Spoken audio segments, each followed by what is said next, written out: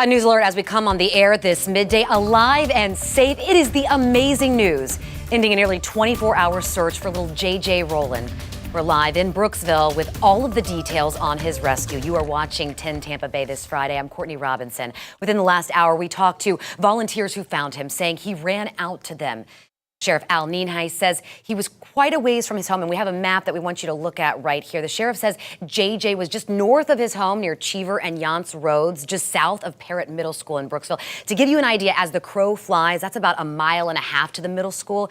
And you can see, looking at this, just how densely wooded that area is. 10 Tampa Bay's Malik Rankin has been out there since yesterday. Malik, when this news came out, it was a collective cheer in Tampa Bay, and we saw, the sheriff as well being brought to tears. Courtney, just high emotions all around. Everyone is thrilled, and we're thrilled to be able to report Joshua JJ Rowland found safe. This 2.5-year-old, we're told he had some scratches and some bug bites, but overall was doing well. Now, the sheriff tells us, like you said, about 1.5 miles from where he got, he was surprised with just how far he traveled. Now, this morning, sheriff's officers were overwhelmed with just how many people in the community came out to help in this community search effort. And it is exactly why JJ was found by volunteers at around 11 a.m. this morning. Now, he traveled pretty far on his own for a toddler, just in his PJs. Take a listen to what the sheriff had to say about finding little JJ.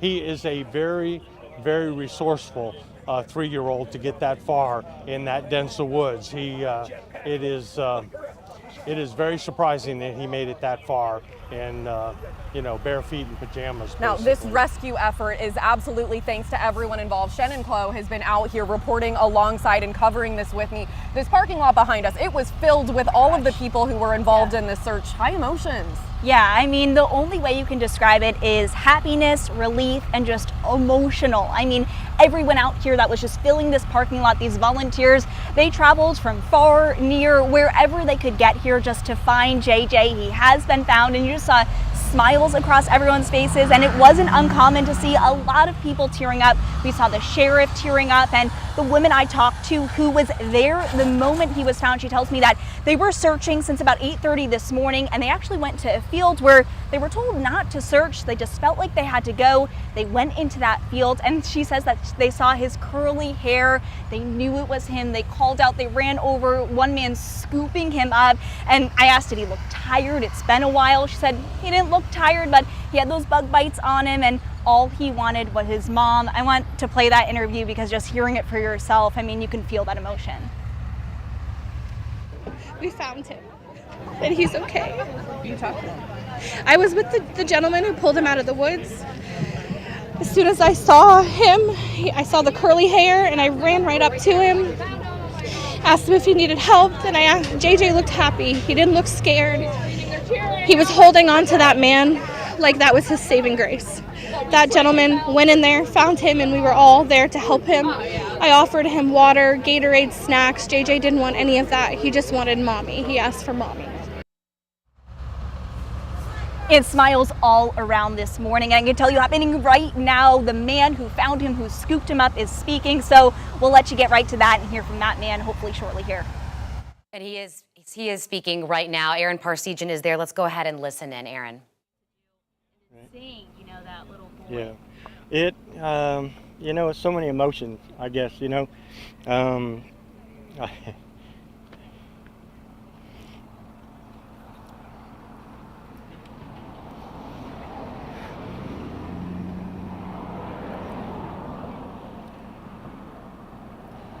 I would say who wouldn't get emotional, with that situation, but I was just so happy I found him, so happy he was alive and well, and just seeing the parents reunited with him, and I just couldn't ask for a better day, a better outcome, and I'm just pleased with all these people that showed up.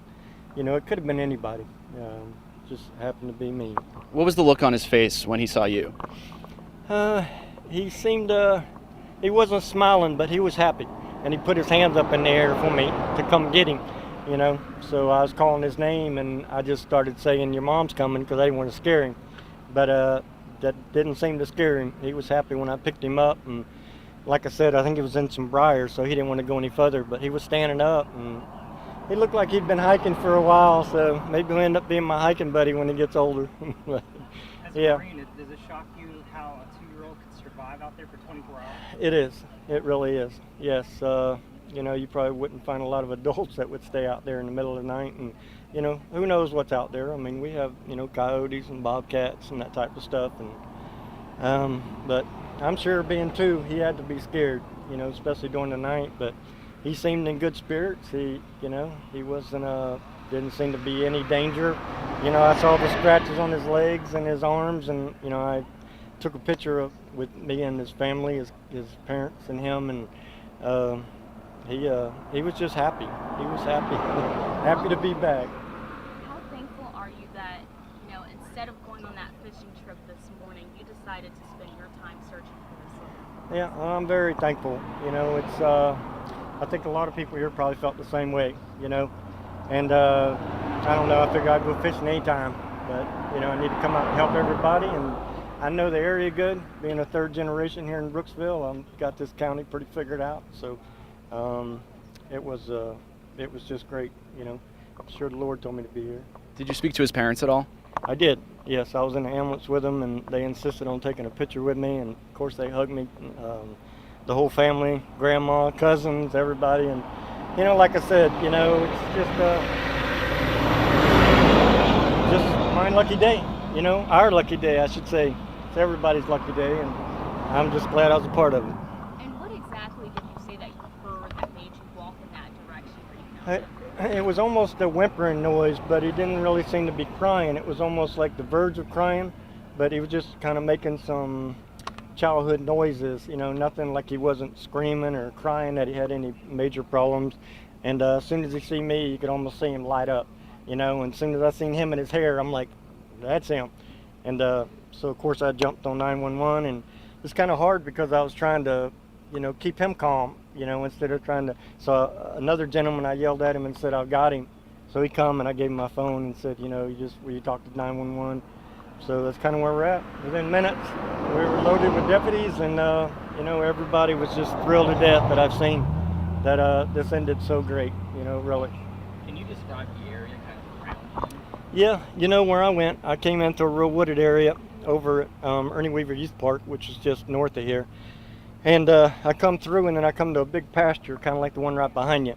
And, you know, there's different areas that you could go. I looked to the right, and I could see Cobb Road, the truck route down here. So I decided to go straight, and off to one side, I seen a couple things they use on fields for fertilizing, big water tanks and all they use. And I was like, well, let me go check that, make sure he's not around there, you know. So I did. I came back over to where I was at, and here I'm trying to decide which way to go, and I kind of looked in the area as though this is where I'm going, and that's where I heard him. And he was 100 feet away is about it. And so, you know, I'm sure everybody here was wishing somebody found him. I just happened to be the guy, so, you know, I'm no hero or nothing else. It just was my lucky day. Lifelong friend, huh? Oh yeah, yes, for sure. Yep, I got to meet back up with him.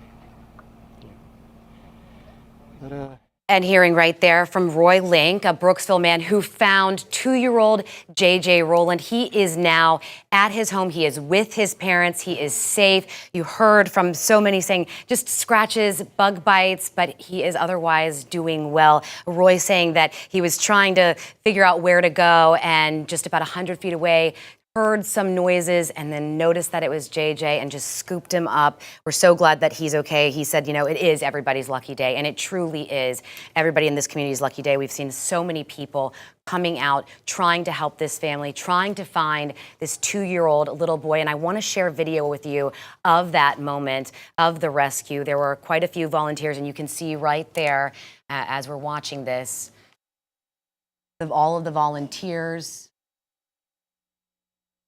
And in a minute, you will see them coming out with JJ. Just give us 1 minute here. But this is, again, just seeing this community.